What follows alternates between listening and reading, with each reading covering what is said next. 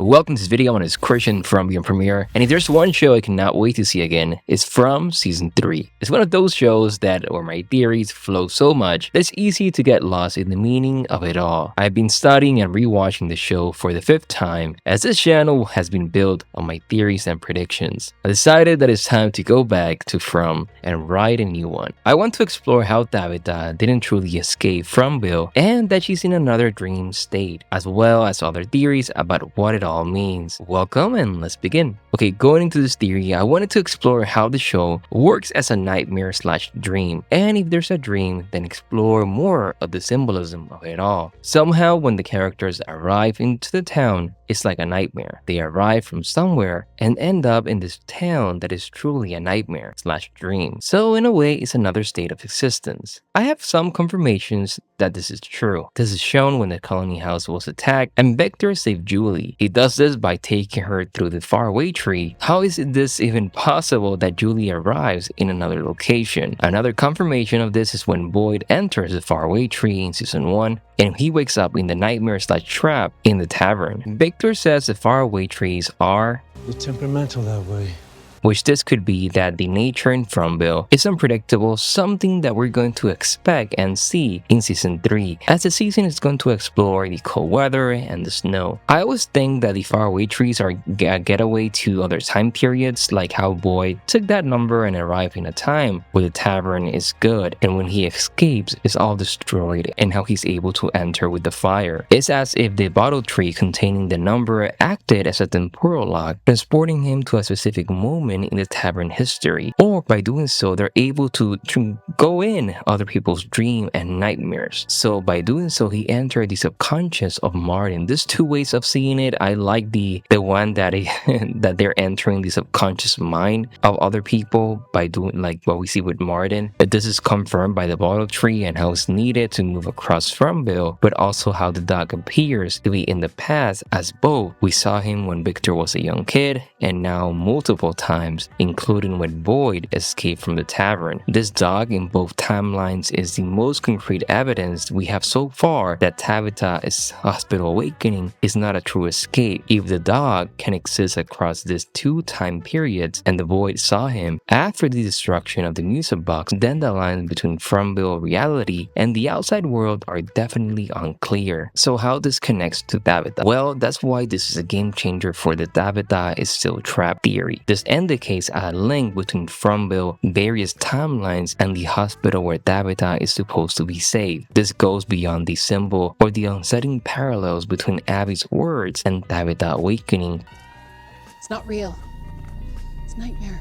The only way for us to go home is to wake everyone up. The writers have intentionally planted this detail, knowing its implication is too specific to be a coincidence or an oversight, how something that is in both places. This confirms more about the theory that all in FROMville is a nightmare/dream. This is a direct message to the audience: trust nothing, question everything. So now we have to view Tabitha hospital room as a potential manipulated environment, not a true escape. Similarities to the symbol, the lack of clear transition, and her hazy memories can all be reinterpreted as evidence of the town's ongoing influence. Perhaps Tabitha is still trapped in a dream or a carefully constructed illusion that mirrors the real world but contains subtle distortions and manipulations, like the logo and her reflection in the mirror. Sometimes when you see yourself in the mirror, it's not clear and hazy, so that's why. Now, the hospital could be a simulated environment, a controlled experiment, where Tabitha is being observed or manipulated for some unknown purpose. The revelation about the dog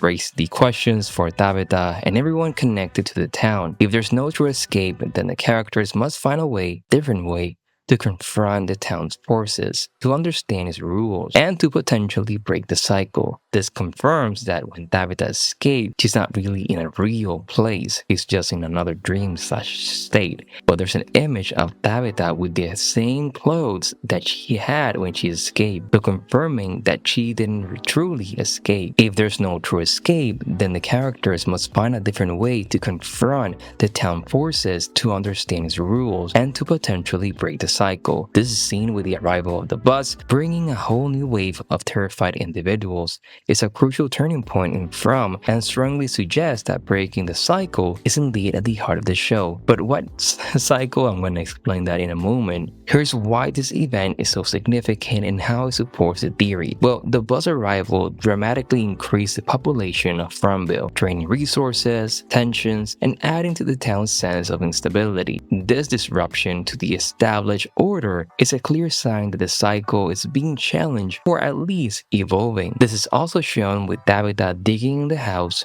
Jim talking through the radio. The new characters bring fresh perspective, anxieties, and skills to the town. The arrival forces the existing residents to confront their own unsatisfaction, potentially pushing them towards action or change. A theory about this is that the boy in white maybe is the one who decides who to bring into the town. He's not a bad person, but that's his curse. But yes, in my opinion, the arrival of the bus emphasized the need for collaboration. Characters, both old and new, must learn to work together, to share resources, and to pool their knowledge if the hope is only done at in episode 9 when Elgin explains what the music bus was. So yeah, I mean, come on. So yes, throughout the shows we have seen evidence of previous cycles, the lighthouse dates, Victor's long history, Christopher journal, and the remnants of past lives scattered through the town. The arrival of the bus could signify a critical point in this grand experiment. Perhaps this is a cycle that will break free, or perhaps it will become a catalyst for even greater horrors. Obviously, each character carries their own personal traumas, and the town amplifies this, perpetuating a cycle of suffering. Each character has the potential to break their own personal cycles by confronting their fears, accepting the past, and choosing to forgive themselves and others. Obviously, the town manipulates all the inhabitants by offering glimpses of hope. We see the radio transmission, the potential for escape, Tabitha, but also with Jade, his concern and analytical mind make him resistant to the town manipulations. If he can find a way to help the others see through the illusions, it could lead to a collective rejection of the hope-despair cycle. However, knowing he saw something in the cave, his path may be chaotic and repeating the same cycle that Christopher had. So as we can see, we're seeing the cycle repeating over and over again. Tabitha is doing the same thing that Victor's mother did, Jade is doing the thing that Christopher did, and so on. So this is how it's connecting. Obviously, there's a huge story with the town. If we go to the caves, we're starting to get more of the history. First, in my opinion, the big red monster. This is the big monster that is the big bad that is controlling everything. When he was in control, people arrived by boat, as we can see in the image, or his goal was affected. I imagine that he was doing crazy stuff like creating the monsters. This is confirmed by the dream of Tabitha when she saw Jim upside down and the blood was being dripped. I think that is how the monsters were created. This is confirmed in the experiment or in the dissection of the body that it was done by Kristi. So we are starting to see how things are repeating, but understanding more of the town rules, which, in my opinion, are constantly shifting. The arrival of the bus, the escalating nightmares, and the introduction of new threats indicate that the experiment is evolving. No character might be the sole hero. I imagine that all of them have to require a collective effort.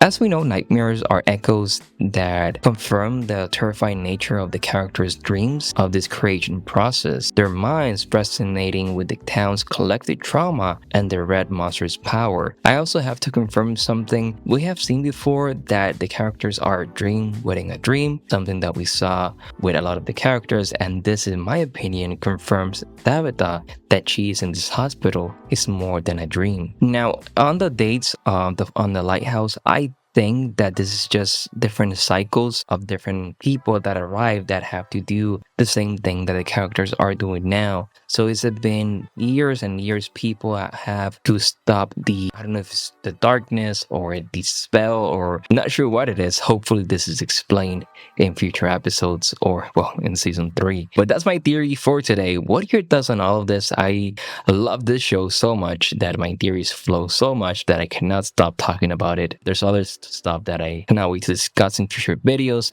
But thank you so much for watching. My name is Kristi from FROMville, and I will see you in the next one. Bye bye, everyone.